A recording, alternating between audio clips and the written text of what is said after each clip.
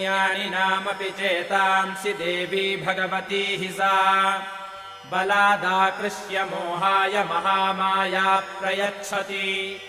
दुर्गे स्मृता हरसि भीतिमशेषजन्तोः स्वस्थैः स्मृता मतिमतीव शुभाम् ददासि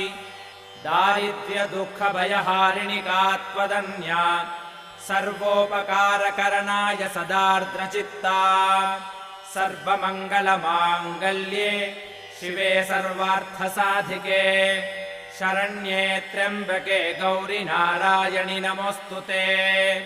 शरणागतदीनार्तपरित्राणपरायणे सर्वस्यार्तिहरे देवि नारायणि नमोऽस्तु ते सर्वस्वरूपे सर्वेशे सर्वशक्तिसमन्विते भयेभ्यस्त्राहि नो देवि दुर्गे देवि नमोऽस्तु ते।